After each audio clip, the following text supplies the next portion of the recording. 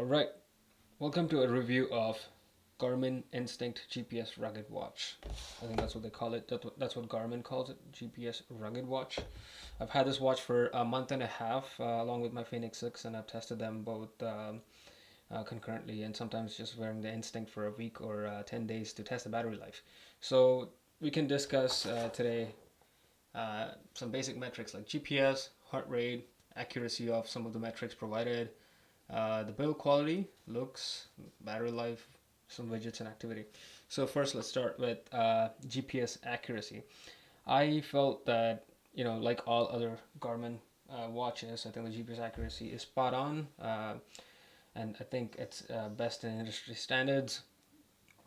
And so in any case, they use the previous chipset. All the new watches from Garmin that were launched in 2019 use the chipset from Sony. So this time, but this watch does not actually. It uses a previous chipset. I think Garmin owns that chipset. I'm not very sure. But in any case, let's get started. So on the GPS side of the things, it's very accurate.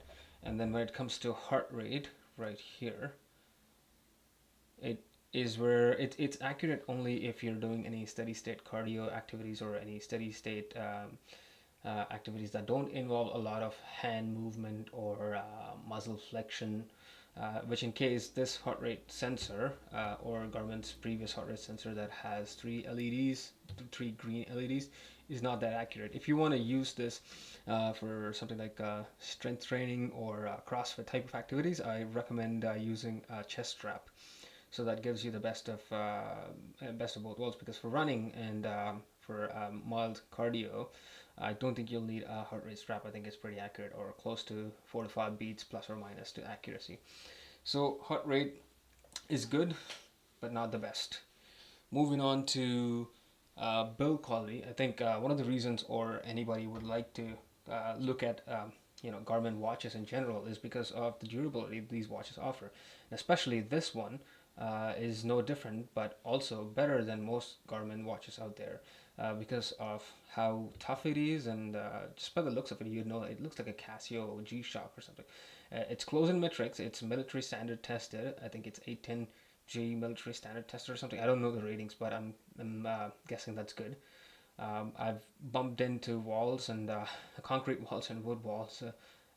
It doesn't do anything. There's no scratch at all in the first 1.5 months that I've used it. So I would say build quality is one of the best I've seen in any smart sport watches.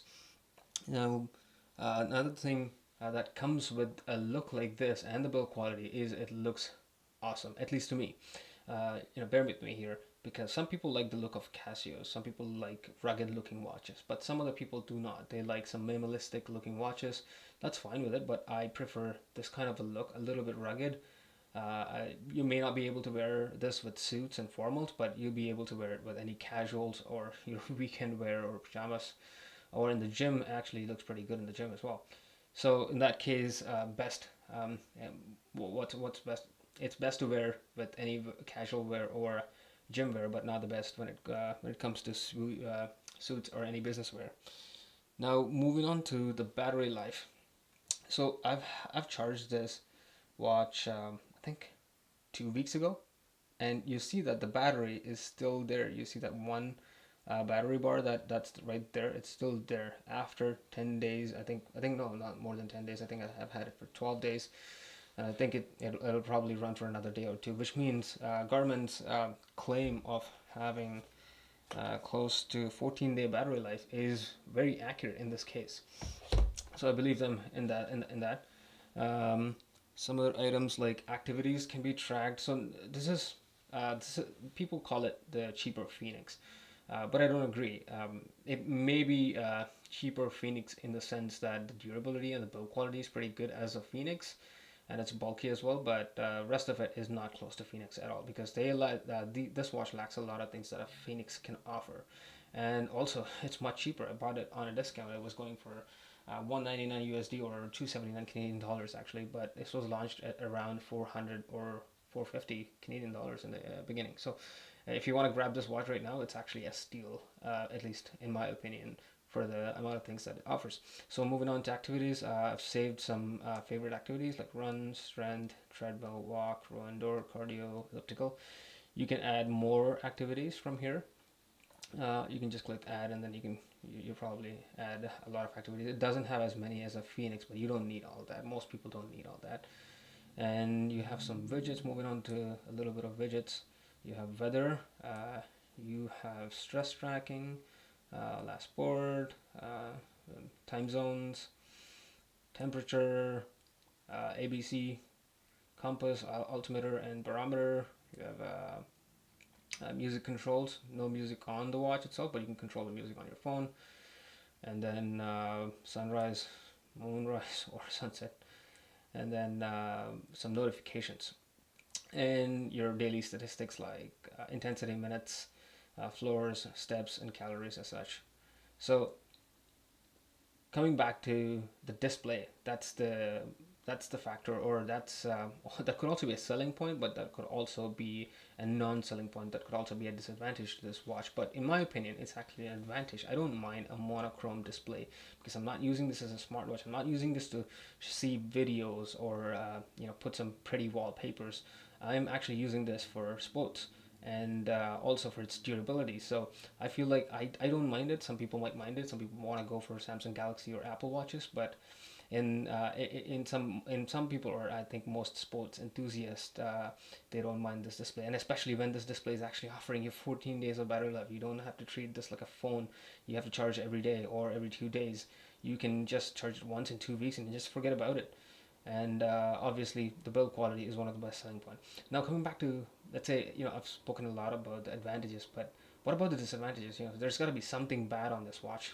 Like I said, the first thing I would just notice is the heart rate accuracy for any activities other than steady state cardio. That's one big disadvantage. Another disadvantage, which I just spoke, is also an advantage, is the display. Some people don't like it, some people like it. I don't mind it, I love it.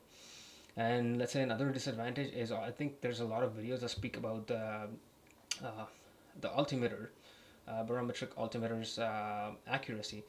Because of where it's placed, you can see that it's placed somewhere here, which is actually in touch with your skin. So what happens is, when it's in touch with your skin, is that when you're running, you're sweating, and or in a rainy weather, it's actually blocking that sensor right here. And so you might get inaccurate results. And I've seen a lot of videos that talk about it and the placement.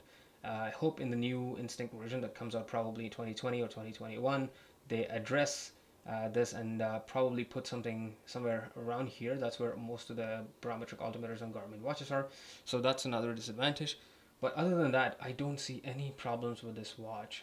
If you're a regular sports enthusiast that doesn't go, ultra marathons, or if you don't want to track all the first beat metrics that other watches on Garmin offers, this I think is one of the best watches to go for. And for the price right now, it's actually pretty good. You can get it in different colors. So there you go, guys. I give this watch a big thumbs up, not just for the price, not just for the build quality, and not just for the looks. In general, it's an overall good fitness tracker. And also it gives you some smart features like notifications, and then you can accept calls and stuff. But for what I bought it serves the purpose very well. That's it, guys. That's a review for Garmin Instinct GPS watch.